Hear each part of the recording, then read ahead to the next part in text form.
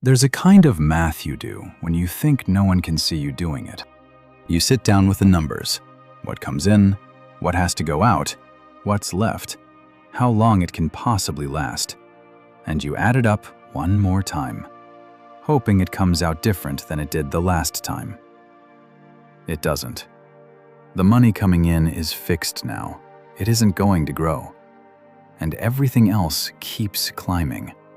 The groceries, the bills, the cost of simply being alive.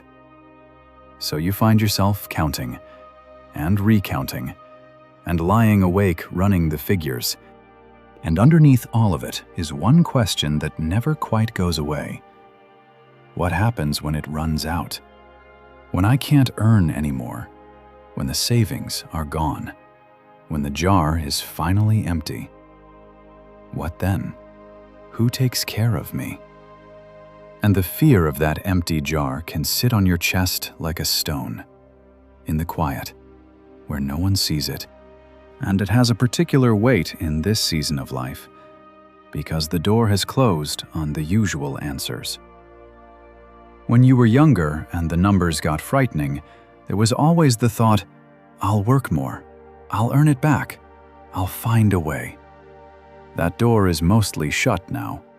You can't simply go out and make more, and you know it. And so the fear has a finality to it that it didn't have at 40. It isn't just, money is tight. It's, this is the amount there is. And it has to last however long I have left. And I cannot make more of it. That's a different kind of fear. And if you carry it, you are not being faithless. You are being honest about a hard thing. And honesty is where God always starts with people anyway. He never asks you to pretend the jar is fuller than it is, or to put on a brave face for him. The widow tells Elijah the plain, grim truth. A handful, a little, and then death. And God does not rebuke her for saying it. He meets her right there, in the unvarnished accounting of exactly what's left. So you don't have to clean up your fear before you bring it to him. You can bring him the real numbers, the real dread, the 3 a.m. math, and know that the truth-telling is not the opposite of faith. It's where faith begins. And I think it's a particular kind of lonely, this fear, because you can't really say it out loud. You don't want to worry your children, and you certainly don't want to become the thing you're most afraid of being, a burden, someone they have to bail out. So you keep it to yourself. You smile and say you're fine, and you do the math again in private. And somewhere in there, you've started to believe that you will only be able to rest, finally, when you have enough, a big enough cushion. A large enough pile, a number high enough that the fear goes quiet. And since that number never seems to come, you never quite get to rest. And the cruelest part of that arrangement is that the number is never enough, not because you're greedy, but because no number ever truly silences the fear. You think, if I just had a little more put by, I could finally breathe. But if that amount came, the fear would simply move the goalposts. Because the fear was never really about the number. It was about control. About having enough in your own hands that you'd never have to depend on anyone, or anything, or anyone. And that is a kind of rest no pile of money has ever been able to give a single human being, no matter how high the pile. The richest people in the world lie awake too. That should tell you something. If more money could buy the rest you're after, then surely somewhere up the ladder there'd be a level where the fear finally stopped. And there isn't. People with 10 times what they need worry about losing it just as fiercely as people with too little worry about not having it. Which means the rest you're longing for was never actually on sale at any price. It is not a thing money buys. It is a thing trust grows. And trust can grow in a nearly empty jar far better than it ever grows in a full one. That's not a comfortable thing to hear when you'd much rather have the full jar, and I understand. But it may be the truest gift hidden in a tight season. A full barrel teaches you very little. You simply forget you were ever dependent on anything. It's the low jar, the one you have to bring back to God every single morning, that slowly teaches your heart what no abundance ever could. That you are held, that you are kept, that the bottom you keep bracing for has a hand beneath it. People rarely learn that on the mountaintop of plenty, they learn it down in the valley of the handful and the little, which may be exactly where you are standing. I want to sit with you in that, honestly, because I'm not going to wave it away with a verse and a pat on the hand. The fear is real, and the numbers are real. But I want to tell you about a woman who was not just afraid of running out. She had run out. She was, by her own account, one small meal away from starving to death. And what God did with her empty jar is not what you would expect. And there are two words hidden underneath the promise He made her that I think will change what you are actually afraid of. Stay with me. And I want to promise you something before we start. I am not going to tell you to stop worrying about money, as though worry were a simple switch you could flip if you just had more faith. The bills are real. The fear comes from somewhere true. What I want to do is something different. Not to scold the fear, but to put something underneath it that can actually hold your weight, so that even with the numbers exactly as hard as they are, there might be a floor under you that you didn't know was there. Because that's really what fear is, the sensation of no floor, of falling, with nothing underneath to catch you. And what faith offers is not the removal of the height or the danger, but the discovery that there was a floor the whole time, lower than you could see, holding. You may not get richer by the end of this. Your numbers may stay exactly as tight as they are. But if you come away knowing there is a floor beneath the floor, a faithfulness underneath your finances that does not depend on your finances, then the falling sensation can stop even while the circumstances stay the same. That is what I'm hoping to hand you, and it's the one thing nobody can take from you. No matter what the markets do, or the prices, or your own failing strength. They can take the savings. They cannot take the floor beneath the floor. A person can lose nearly everything they own and still possess the one thing that actually held them up the whole time. And a person can own a great deal and never once feel that floor, and so live their whole life secretly falling. I would rather you be the first kind of person than the second, even if the numbers never change, especially if the numbers never change. Her story is tucked into the book of 1 Kings, in the days of the prophet Elijah, and to feel the weight of it, you have to know what was happening in that land. There was a drought, a terrible, grinding drought that had dried up the streams and burned the crops and brought a famine down on the whole region. This was not a small thing, and it's not only in the Bible. There is a record of it outside the Bible, too. An ancient Phoenician historian named Menander, whose writings were preserved by the historian Josephus, recorded a drought that lasted a full year in that very region in the reign of the king who happened to be Queen Jezebel's own father. The famine in this story is not a fable. It really happened, and people really starved. I tell you that not to frighten you, but so you'll know this is not a fairy tale told to soothe children. The woman we're about to meet was not in a gentle hardship. She was in a real famine, the kind that killed real people, in a real place, at a dateable moment in history. Which means the comfort in her story is not the cheap kind that only works when nothing is truly wrong. It's the durable kind, the kind that was forged in an actual crisis. by people whose situation was at least as frightening as yours, and very likely worse. And into that, God sends his prophet to the unlikeliest place imaginable. Not to a wealthy patron, not to a king's storehouse, but to a poor widow in a foreign town called Zarephath. A widow, in that world, was among the most vulnerable people alive. She had no husband to provide, no standing, no safety net. And this one was at the very end of her rope. When Elijah finds her, she is at the town gate, gathering a few sticks, and he asks her for water, and then for a piece of bread.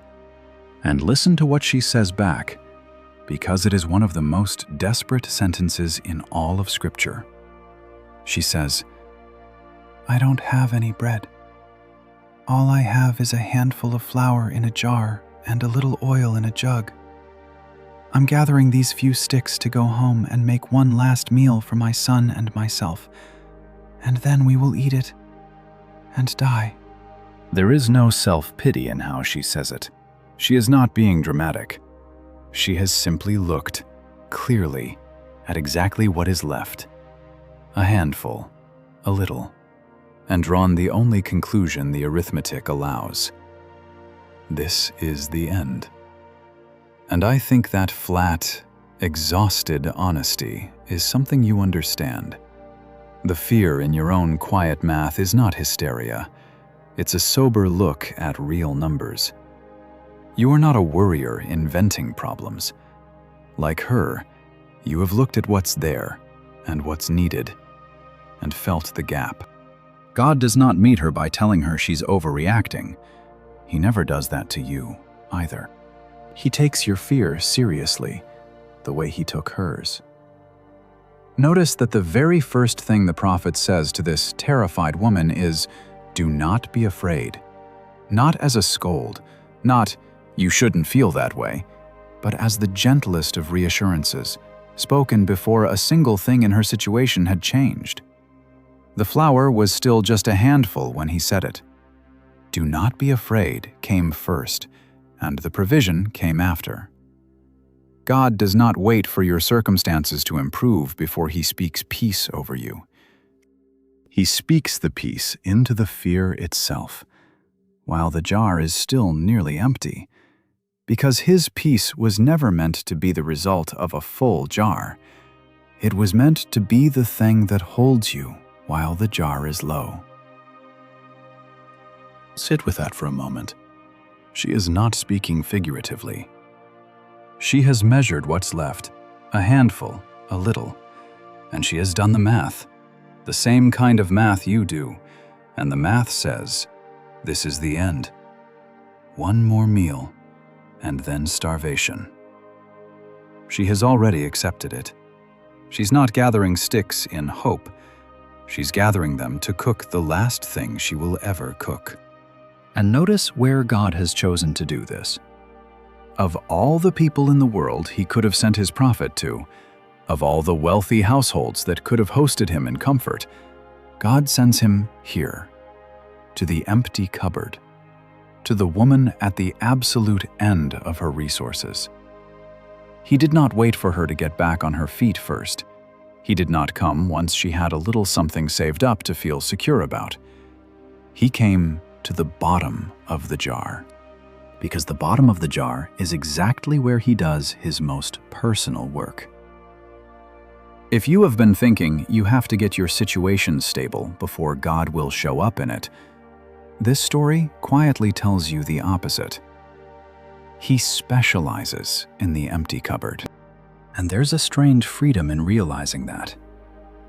You have probably felt, somewhere underneath, that your emptiness disqualifies you, that you have to have something to offer, some stability, some surplus, before God will involve himself with your situation.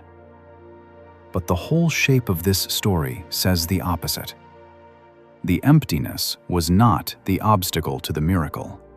The emptiness was the very place the miracle happened. Your lack is not keeping God at arm's length. In the economy of heaven, An empty cupboard is not a closed door. It's an open invitation. So if you have been waiting to feel a little more secure before you turned to God about your money, waiting until things settle, until you're not so frightened, until you have something to bring Him besides your fear, please don't wait anymore. The widow had nothing in her hands but a handful and a little, and that was enough for God to begin. Your empty hands are not too empty for Him. The fear you'd be embarrassed to admit is not too much for Him. You can come exactly as you are, with the jar exactly as low as it is, and that will be, as it was for her, the perfect place to start. If you have ever looked at what was left and felt that the math had run out, if you know what it is to count your handful and your little and feel the bottom of the jar, then you already understand this woman in a way that more comfortable people never could. And I'd love to know you're here, if this is landing. You could simply write the word enough in the comments, and we'll come back to why that word in a moment. And if you'd like to keep walking through scripture with me like this, one hidden thing at a time, I'd be so glad if you'd subscribe. Now watch what the prophet says to her, because at first it sounds almost cruel. He says, "Don't be afraid. Go and do as you planned, but make me a little cake first from what you have, and bring it to me. And afterward make some for yourself and your son. First, make me something first, from a starving woman's last handful." It sounds outrageous, and we'll come back to why he asks it. But it's what he says next that I want you to hear, because it is the promise. And the promise is built on two specific Hebrew words. He says, "For this is what the Lord God of Israel says, the jar of flour will not be used up, and the jug of oil will not run dry, until the day the Lord sends rain on the land." The jar will not be used up, the oil will not run dry. Two phrases, and underneath each one is a Hebrew word worth slowing down on. The word behind "will not be used up" means to come to an end, to be finished, to be entirely spent. It's the word you'd use for something that is consumed down to nothing. And the word behind "will not run dry" means to become less, to lack, to diminish, to run short. Put them together, and you have named exactly the two faces of the fear you carry. The fear of being used up, finished, down to nothing. And the fear of lack, of not having enough, of coming up short. Those two words are the precise shape of what keeps you awake. And God takes both of them and puts the word "not" in front of each one. Will not be used up. Will not run short. He speaks directly against the two things you are most afraid of. And there's something almost intimate about that, when you think about it. God did not give her a vague, general comfort. Don't worry, things will work out. He named, with precision, the two exact terrors in her chest, being used up and coming up short. He knew the shape of her fear down to its two halves, and He knows yours just as exactly.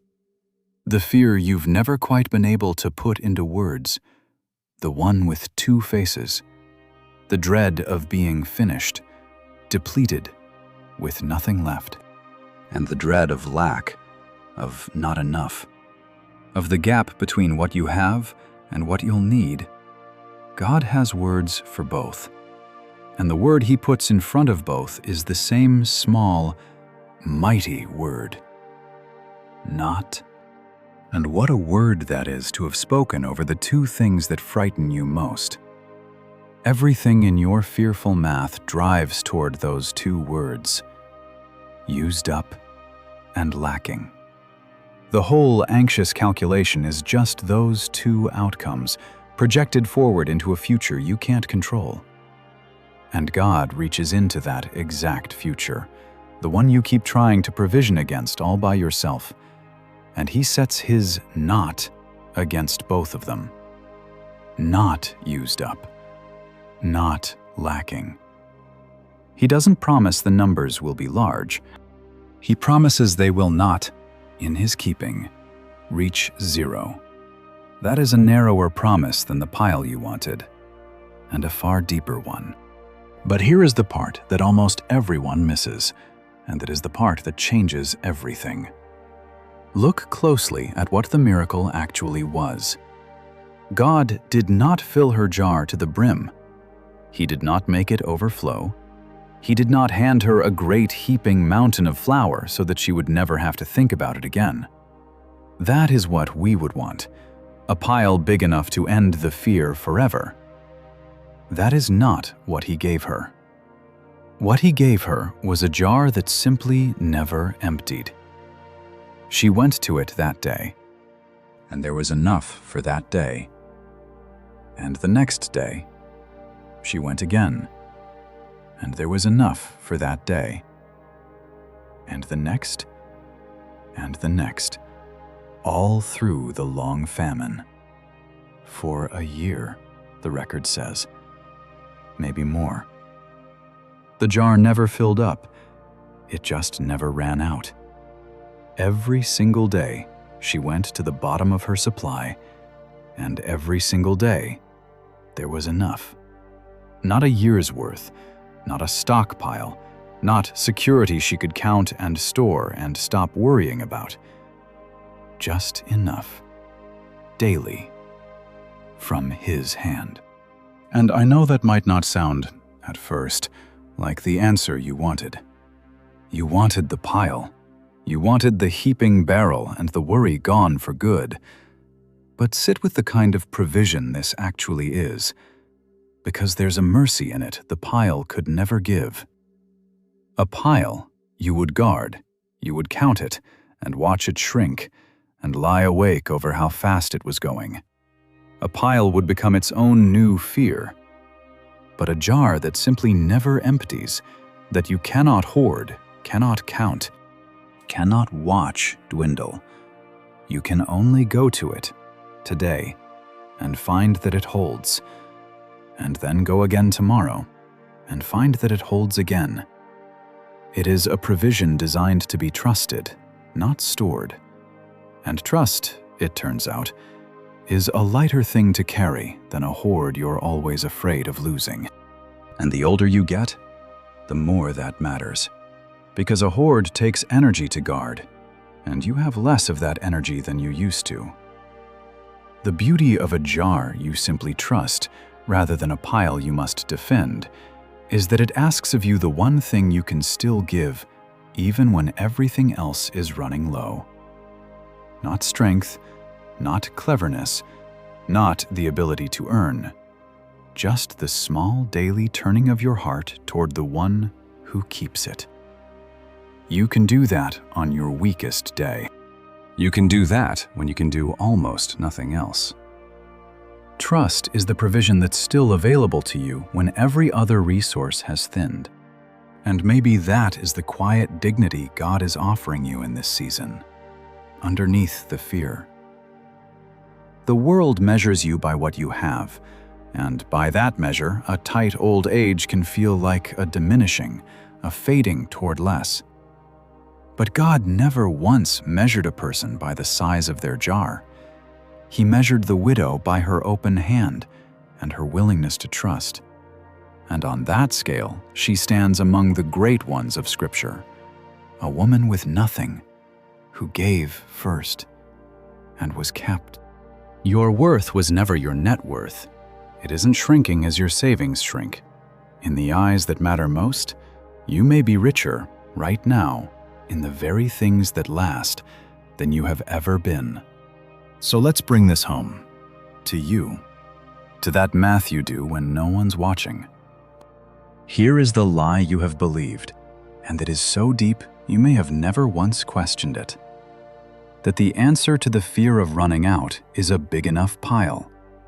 that rest comes when you finally have enough saved, enough cushion, enough margin that the bottom of the jar disappears from view. You have been waiting your whole life to reach the day when there's so much that you won't have to trust anymore. And because that day keeps not coming, you have lived under a low, constant hum of fear. But look at what God actually offers the widow. And look at what He doesn't. He doesn't offer her a pile. He never offers anyone a pile. What He offers is a jar that won't run dry, enough for today, and His hand on it tomorrow. The security He gives is not a number in an account that finally feels safe. It's a person who has never once let the jar hit empty. Think of all the empty jars that have already not hit bottom in your own life. I suspect, if you looked back, you would find a long row of them. Seasons you were certain you wouldn't make it through. Months where the math truly did not add up. Times you braced for the bottom and somehow, by means you still can't fully explain, there was enough. You are here. You made it through every single one of the days you were sure would undo you. That is not luck. And it is not only your own cleverness. Some of those jars not hitting empty was a hand you couldn't see, keeping just enough in the bottom, the whole time you thought you were managing it alone. Go back, sometime, and count those jars on purpose. It's worth doing. Sit down and actually remember the seasons you were sure would sink you, the bill you didn't know how you'd pay, the stretch you couldn't see the far side of, and notice that you are, in fact, on the far side of all of them. Not one of those feared catastrophes is happening to you right now. They came, and they were met, and they passed. The God who met every one of those is the same God holding the jar you're afraid of today. You have more evidence of His faithfulness behind you than you have reasons for fear in front of you. You've just been keeping better records of the fear. And I want you to see something tender about the dailiness of it. Because at first it can feel like God being stingy. Why not just fill the jar and let her rest? But think about what the daily provision did. Every single morning of that famine, that woman went to her little jar and was reminded, freshly, that she was being kept, not by her own cleverness, not by a hoard she'd built, but by a God who was paying attention to her, today, again. A full barrel would have let her forget Him by Tuesday. The jar that refilled itself one day at a time kept her, every day, in the hands of the one who loved her. The dailiness was not God being cheap. It was God staying close. He did not give her something instead of Himself. He gave her Himself, one day's bread at a time. There's a reason, you know, that when God taught people to pray, He taught them to ask for daily bread. Give us this day our bread for today. Not, give us this year's supply so we can stop coming to you. Daily. He could have set the world up so that we were each handed a lifetime's provision at birth and never had to ask again. He chose, instead, a world where we come back each morning because He wanted the relationship more than He wanted us comfortable and independent of Him. The daily jar is not a lower form of provision than the pile, it is a higher one. It comes with His company built in. And now I can tell you why Elijah asked for that first little cake. Because it isn't cruelty at all. It's the doorway out of the fear. When you are gripped by scarcity, the most natural thing in the world is to clamp down, to clutch what little you have, to give nothing because you have nothing to spare. Scarcity closes your hand into a fist, and what Elijah invites her to do, give a little first. Open your hand before you can see where the next handful comes from, is the one small act that breaks scarcity's grip. He's not taking from her, He's inviting her out of the prison of the clenched fist into the open hand where provision can actually flow. The giving didn't empty her jar. It was the very thing that opened it. And you can feel the truth of that in your own life, can't you? Scarcity makes us small. It makes us grip and hoard and pull inward. And the irony is that the tighter we clench, the more trapped and frightened we feel. The people you've known who carried real peace about money were almost never the richest ones. They were, very often, the open-handed ones, the ones who gave even when they had little, and who seemed, somehow, freer for it. Generosity is not what you do once the fear is gone. Generosity, in small, brave doses, is one of the ways the fear actually loosens its grip on you. Now, I want to be careful and honest with you here, because there are people who would take a story like this and twist it into a promise that if you just have enough faith or give enough money, God will make you rich. That is not what this is, and I won't insult you with it. This is not a promise that your bills will always be easy, or that you'll never know hard times. The widow still lived through a famine. The rain still hadn't come. The promise is not wealth. The promise is enough. It is the deep, daily, sustaining enough of a God who keeps his people fed through the lean years, not always with abundance, but always with his presence and his provision, one day at a time. Some of you are walking through real, hard scarcity right now, and I am not going to pretend a verse erases that, but I am going to tell you that you are not as alone in it as the fear says, and that the jar of a person who belongs to God has a way of not hitting empty, in ways you often can't see until you look back. And I want to hold the hand of the one of you for whom this is not abstract at all right now, who is genuinely afraid, this very season, about money that is genuinely short. I am not going to hand you a slogan. What I will say is this: you are seen. The God who went out of his way to a single starving widow in a foreign town, in the middle of a famine, is not too busy or too grand to have noticed your jar and your numbers and your quiet, exhausting math. He noticed her. He counts the sparrows. He has not overlooked you, and your fear is safe to bring to him exactly as it is, without dressing it up in more faith than you feel. So what does this look like? In an ordinary day this week, here is the small, real thing. The next time the math starts, the lying awake, the counting, the trying to solve the whole long future in one anxious sitting, try to gently set down the question of the whole future, which you were never given the grace to carry all at once, and ask a much smaller one instead. Is there enough for today? Just today? Almost always, when you actually look, the answer for today is yes. There is bread for today. The fear is nearly always about a tomorrow you cannot see and were never asked to provision for by yourself. Bring God the jar of today, and let tomorrow's jar be tomorrow's. This is not the same as being careless, and I don't want you to hear it that way. Bringing God the jar of today doesn't mean you stop being wise. You can still budget, still plan, still be careful with what you have. That's good stewardship, not faithlessness. What it means is that you stop trying to feel, today, the safety that only tomorrow's provision could give you. A safety you were never meant to manufacture in advance. You do the wise, small things within today's reach. And then you set the unreachable future back down in the hands of the one who has always met it when it finally arrived as a today.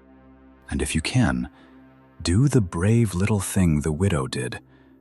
Open your hand just slightly, even now. Give some small thing away, a little money, a meal, your time, a kindness, not to earn anything from God, never that, but simply to loosen the fist that fear keeps clenched, and to remind your own heart that you are not actually trapped at the bottom of the jar. You'd be surprised how much that one small opening of the hand can quiet the fear.